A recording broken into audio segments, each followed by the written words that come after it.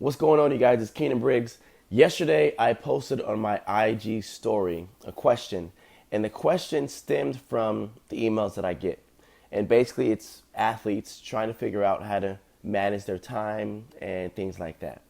So, the question that I asked was, what are your challenges off the track? I got a lot of response, and from the response, what I did was I put these responses into categories, and the categories are as follows. So we're going to start with just the first one. The first one is probably the most important for most student athletes, and it's balancing school and sports. So the way to balance school and sports is by seeing what your day looks like. Not just thinking about it, it's literally putting your day on paper. So you get a piece of paper and you write down every 30-minute increments of the day. From the second, you wake up, whatever time that is, every 30 minutes. And then you want to actually have a color coordination with specific tasks. So for example, let's say you're in college and your day starts at you have 6:30 weights, right? Weights will be a certain color. Then you'll have study hall. Study hall is a certain color. You get it? You have practice, you have class, you have study time, you have tutoring, whatever it is. Once you have those laid out, you have sleep also. Once you have those laid out, you'll see what your schedule entails and what it looks like. A lot of times people don't realize that they're literally going back to back to back to back. And yes, there may be gaps here and there, but those gaps are taken up by if you have to be at weights at 6:30, well, you're getting up at 6 to, do all your hygiene stuff, shower, and then literally walk across the campus to the weight room. That takes another 30 minutes. Well, travel time is also a piece added in it. If you're in high school, you're going to have travel time, you're going to have school, you're going to have practice, you're going to have any extracurricular activities if you're in ASB or whatever. Again, write all these things down so you can see it. If you don't want to write them down, you can also put them into a spreadsheet on Excel, and you can see literally your actual day. Once you see your day, it'll allow you to start to balance things out. Maybe you realize, okay, I have to put in 30 minutes extra because of travel time. I have to put in this and that. Or I realize, you know what, I'm actually overloaded. I'm going to have to balance some things out here and there. So the first part towards balancing school and sports is realizing the travel time and also realizing what you have in front of you as in your schedule. Start with that, and that'll help you. If you have any questions, let me know about that. The next question was balancing social life. Now, this pertains to literally high schoolers and college athletes. So for high schoolers, you're a teenager. You're between 14 and 18 years old. During this time, at 13, 14, your parents are giving you more freedom. You're able to go play with your friends more. Now, instead of playing outside, you're actually going to the movies with friends. You're going to events. Maybe you're going to parties. During this time, maybe you're given a car for the first time, right? You're now having to balance being friends. Now, when you get a car, you're not just the person with the car, you're the person that is dropping and picking up all of your friends. So now when you want to go eat at McDonald's or wherever you go eat, now it's drive to your friend's house, pick them up, go eat, drop them off, go home. So now a quick 15 minutes drive to McDonald's, grab some food becomes a 3-hour event. So how do you balance that part out? Social life when it comes to athletes in college. Well, there's a party going on every single Thursday of the year, but you have track meets on Friday, Saturday. Well, how do you balance that out? If you're not out with your friends, then what do you do, right? So I can't really give you guys a specific answer in detail because this is going to be like a 30-minute conversation. However, what I will say is use this type of concept when it came to the writing out your schedule every 30 minutes. Write down that same schedule within social life, but also what's important. When it comes to social life, what's needed. Now, if I'm competing in track meets and I choose to go to a party And let's say I'm going to be wise, I'm going to go to a party, drink water, stay hydrated, but I'm on my feet the whole time. That may not be the best social life thing to do. Maybe it's let's all go to the movies where we can sit down and relax, still hang out together, have a social experience, but not be on my feet. It's important to pick and choose what you do on your off time with your friends in social time. Now, staying up late, it's not going to really affect you too much, right? If you're up playing with your friends, playing Xbox or PlayStation, that's fine. Those are good things to do. But now when it comes to, being on your feet all day, that's the thing where it starts to have a problem with you on the track or within your sports. So kind of pick and choose what's the best value for your ultimate goal. The next part is eating and sleeping habits. This one is huge because, again, when you look at your schedule and you see that because you don't have time to get from A to B, because you don't have any time, you're always going back and forth to all these things, well, then packing your lunch may be important. But then again, looking at your schedule, you have to schedule in packing your lunch. That may take 15 minutes. We'll block off 15 minutes in your schedule. It seems really, really tedious to block off time and to write down your full day, but it really helps out. If you can pack your lunches, even if you pack your lunches, peanut butter and jelly, maybe a couple things, you can pack half a lunch and then put that in the freezer and stack it. So now for the week, if you're in a rush, grab that peanut butter and jelly sandwich. It can thaw out throughout your day. You're good to go. So that's going to be that part. But also understanding what you're eating. If you don't know what you're eating, if you're in college, there's nutritionists that should be on campus. Ask those people about what are the best foods to eat before, after practice, and throughout the day, and which nutrients help you.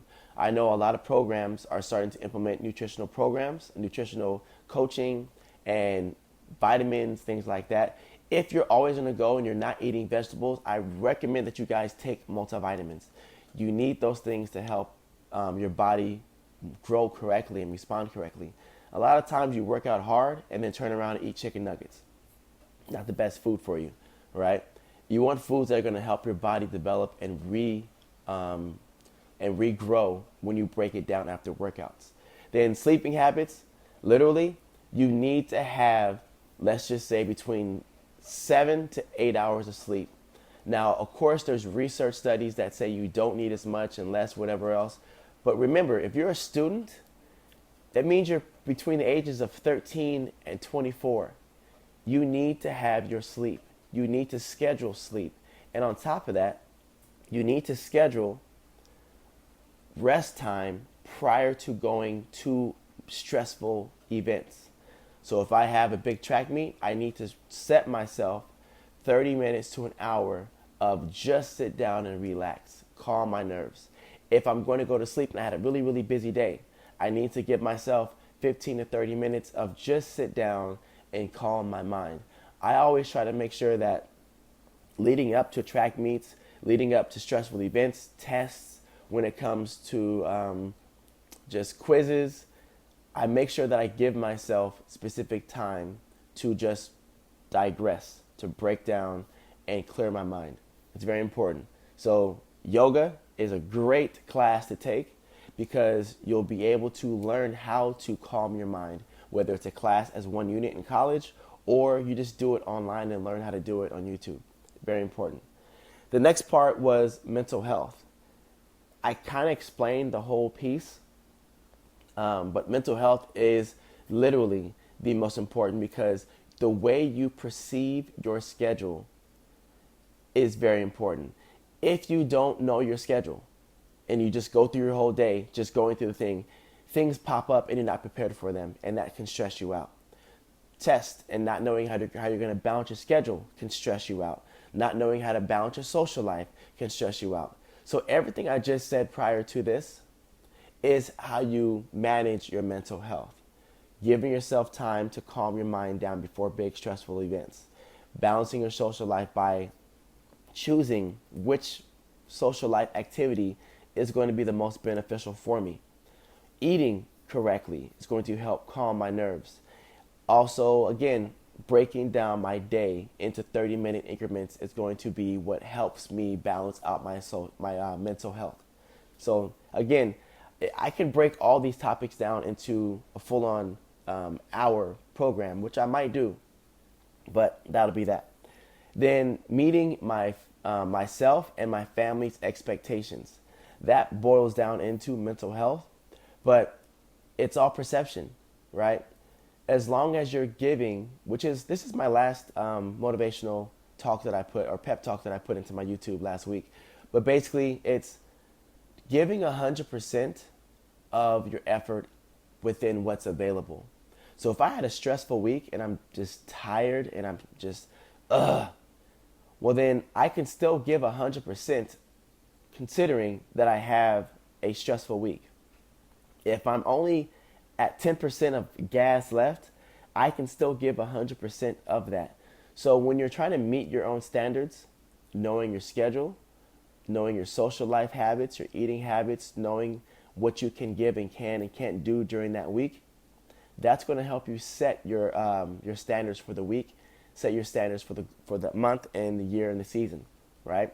So writing goals is what's going to help you meet your standards, and you're going to be the one that can hold yourself accountable. The next part is your family's expectations. Your family, if they're hard on you, they're hard on you because they know that you're capable of it.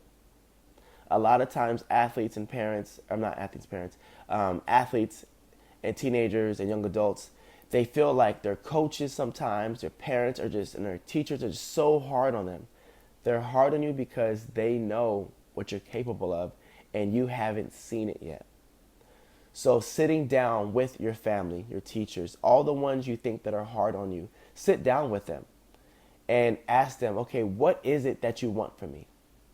What can I do to fulfill that? Then they're going to tell you. Then it's your decision to decide, I'm going to add that into my goals to become the person you want me to be, or you know what you want me to be isn't a part of my personal mission. I just don't want to do that. That's also fine.